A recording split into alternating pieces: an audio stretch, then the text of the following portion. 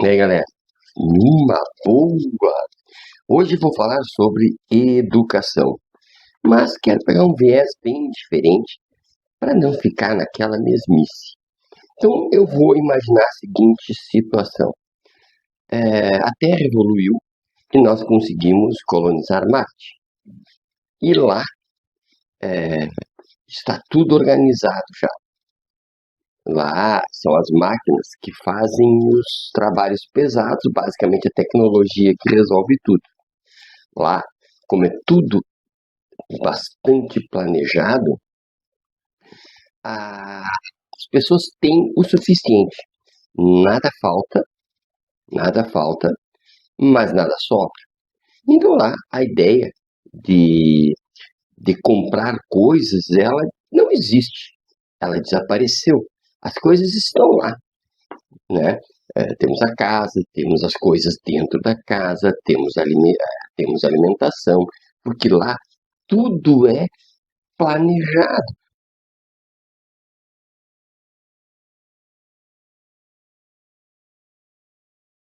Não existem salários, existem cartões. E estes cartões, eles servem para os detalhes, né? Alguma coisa que eu preciso, eu passo o cartãozinho lá, não sei aonde lá, e eu pego alguma coisa a mais, alguma coisa que eu precise. Por quê? Porque para as coisas irem da terra é muito complicado. Portanto, nada falta para ninguém. Mas também o excesso não é visto com bons olhos. Portanto, a igualdade ela é plena, pelo menos nesse aspecto do ter coisas, tá? Porque é impossível ter demais. Veja bem, e agora tudo organizado, as pessoas que estão lá se reúnem para criar a escola. Como funcionaria a escola? Que conteúdos precisaríamos desenvolver com as crianças?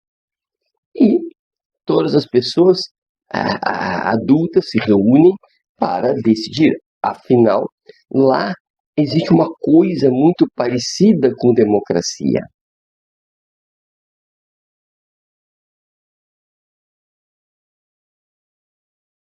Eu digo uma coisa muito parecida com democracia porque lá, em outro planeta, o que existe é uma hierarquia muito forte. Afinal de contas, imagine, é uma missão em outro planeta. Mas todos são iguais. Em tese, todos são iguais. Então, vamos imaginar. Estamos lá discutindo, então, é, essa escola e uma criança, um adolescente que lá está, diz assim: mas eu não quero escola. Eu não quero mais ir à escola. Perceba, essa é a primeira questão que aparece. Eu não quero mais ir à escola. E as pessoas se chocam. Afinal de contas, o que diríamos para quem não quer mais ir à escola?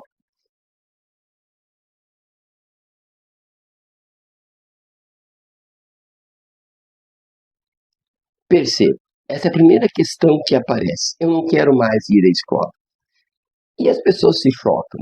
Afinal de contas, o que diríamos para quem não quer mais ir à escola?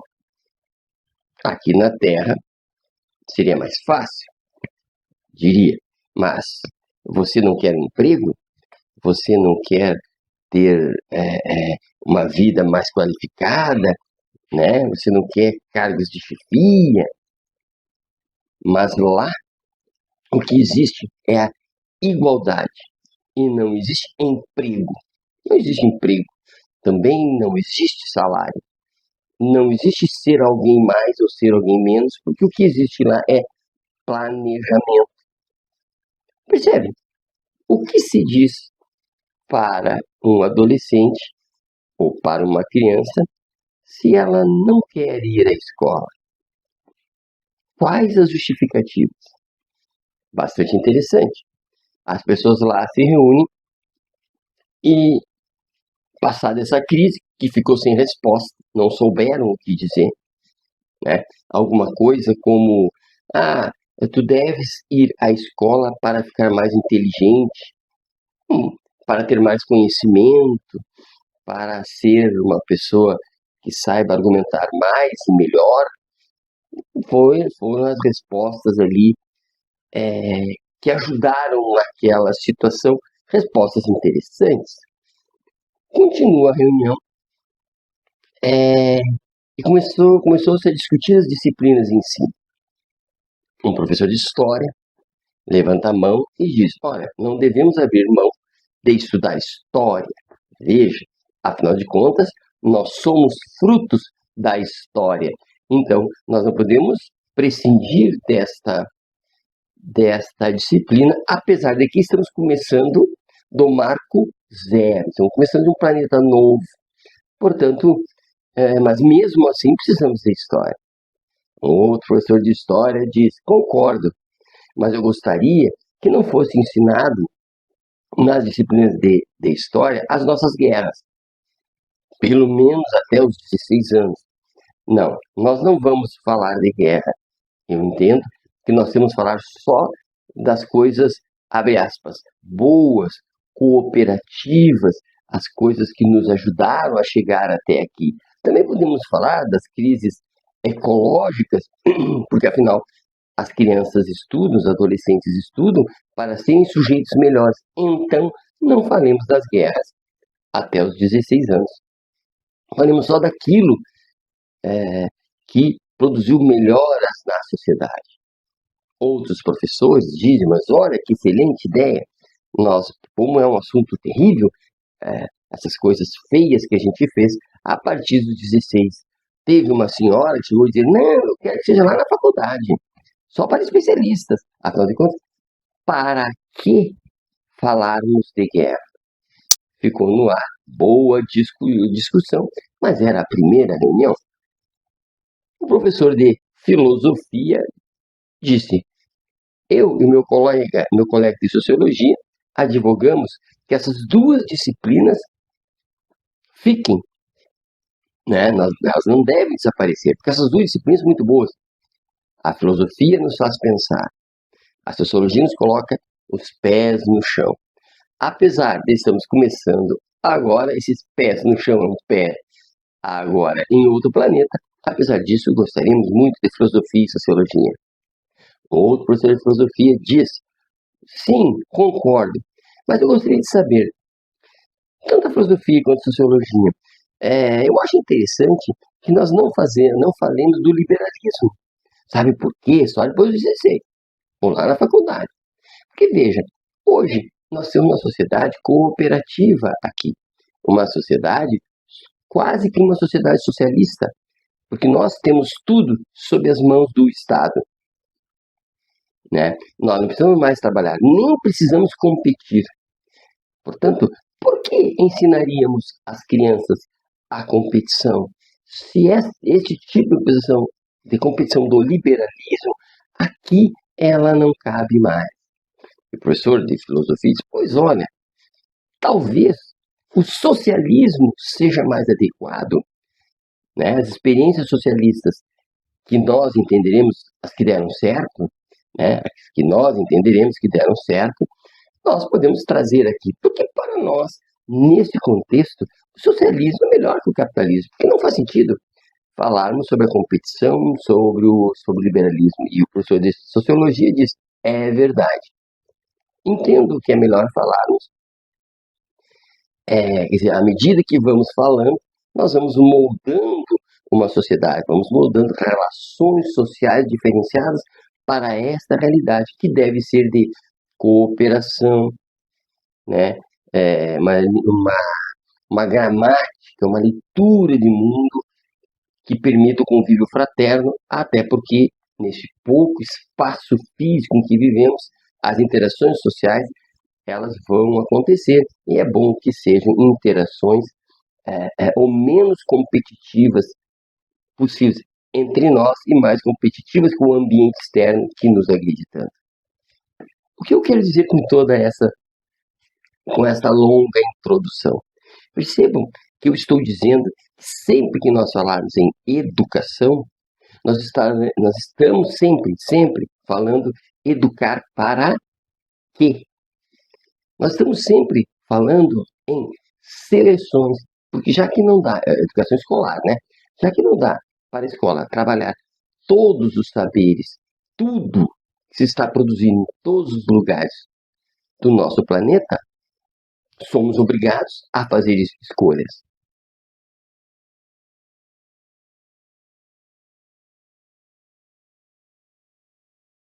E, portanto, as condições sociais, históricas, culturais e econômicas é que vão nos dizer o que escolher, que escola queremos, que conteúdo teremos, que sentido daremos ao conteúdo.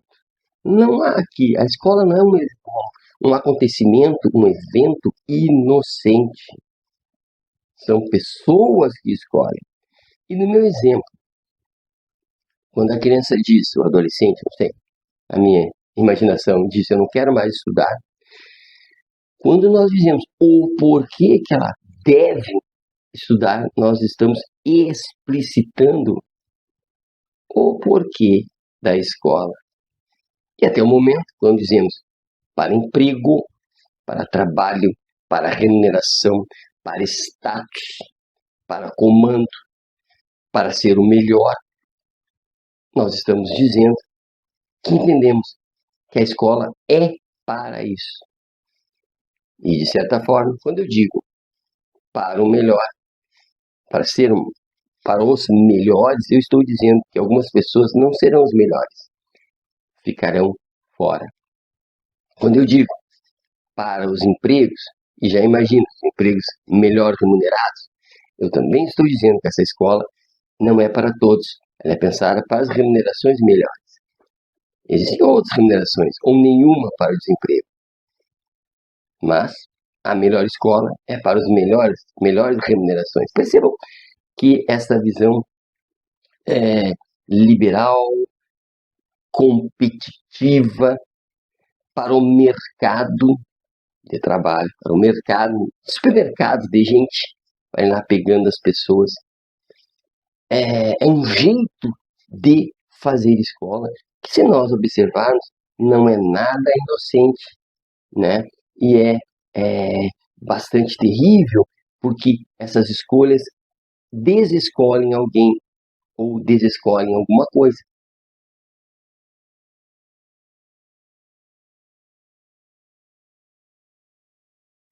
Nós estamos criando pessoas que não estão estudando porque gostam de estudar. Não estão se desenvolvendo porque gostam de se desenvolver. Estamos criando escolas alienadas, escolas que existem para o outro, escolas que existem para um futuro trabalho, para um futuro lugar de mando, para um futuro salário melhor, coisas que não dependem dele, coisas que alguém manipula, que alguém controla, não ele.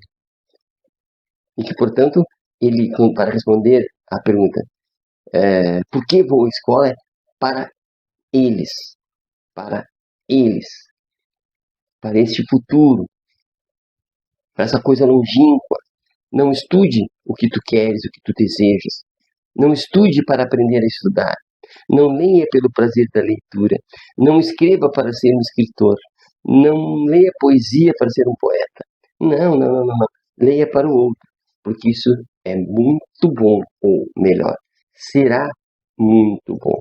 Portanto, nesses minutinhos aqui, eu contei tudo isso para que a gente fique preocupados e atentos, né, para que possamos pensar a educação, a ensinagem e a aprendizagem, possamos pensar com aquela pergunta principal: para que queremos nossos filhos na escola? Para quem queremos os nossos filhos na escola? Essa é uma grande pergunta, porque é ela que vai nos orientar enquanto adultos na condução dos nossos filhos nesse espaço essencial, que é o espaço do desenvolvimento, do autoconhecimento, para depois o espaço do conhecimento. Então vamos saber, conhecemos para quê? Certo? Fica a reflexão, abraço e até a próxima.